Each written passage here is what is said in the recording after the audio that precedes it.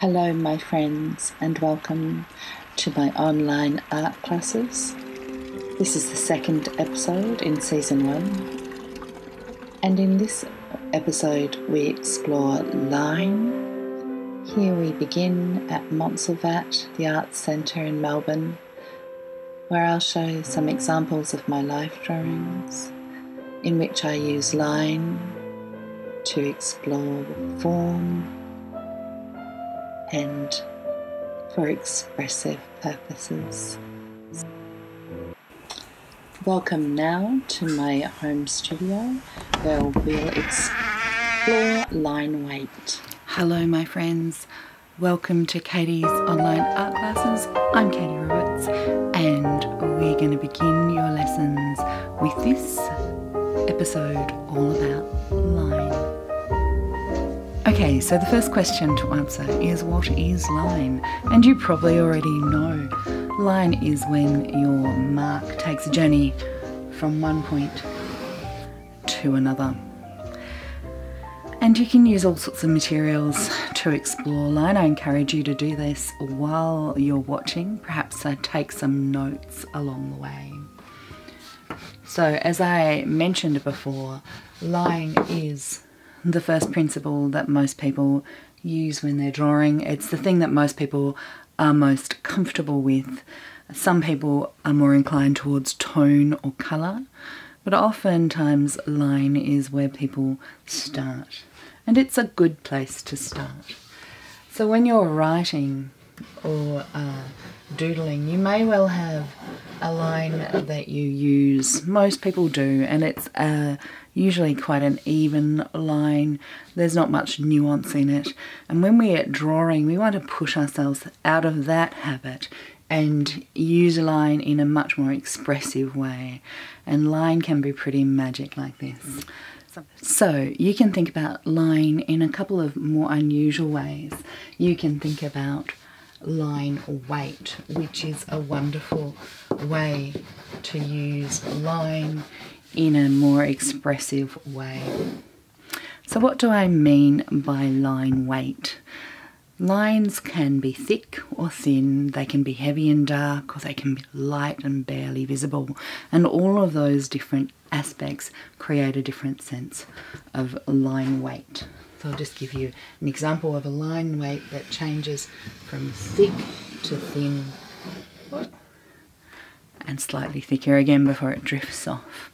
So you can see it's immediately a more graceful and interesting way of using line than perhaps a continuous line with the same weight, which is quite dull in comparison. The other way in which you can use line is to create a line break, which is to say that the line is not continuous but has little gaps that the mind fills in. Okay, so now we're going to explore changing a line weight to create a sense of three-dimensionality of form. So we start with just a simple even circle. There's an even weight to that line. And the shape appears pretty much flat and not very three-dimensional. Now if I change the line weight from a thin line to a heavy line,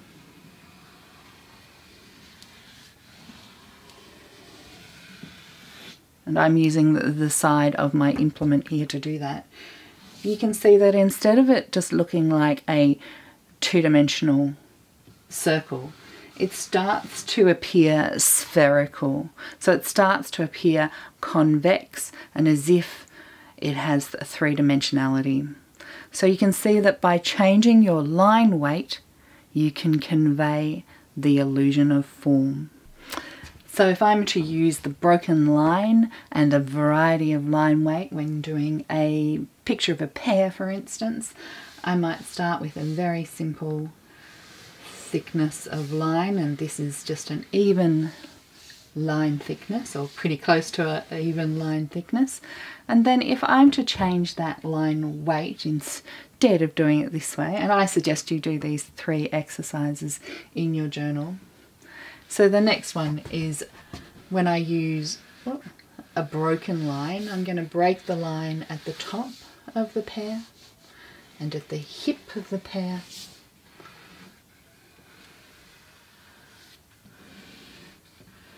And even at the base of the pear. And you get this sort of much more interesting form when you do this. In this example, I'm going to change the line weight while drawing the form of a pear. So I'm going to start off with quite a thin line. And when it comes to the shoulder of the pear, shall we call it, I'm going a little thicker. Comes to the hip, I'm going lighter and I'm breaking the line.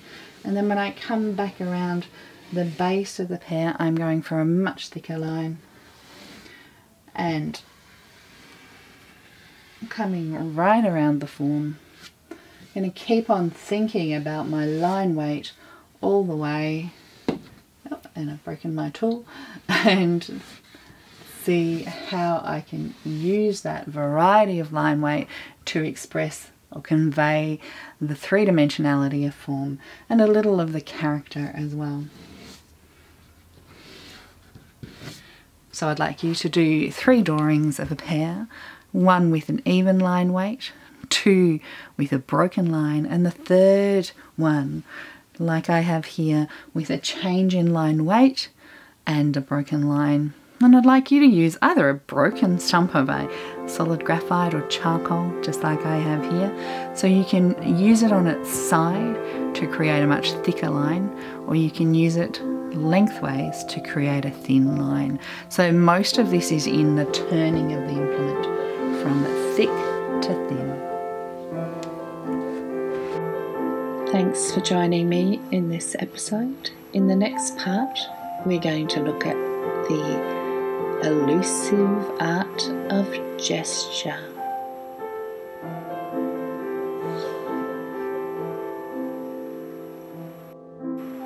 To access all of the episodes, have a look at the Golden Guild tier on my Patreon at the links below.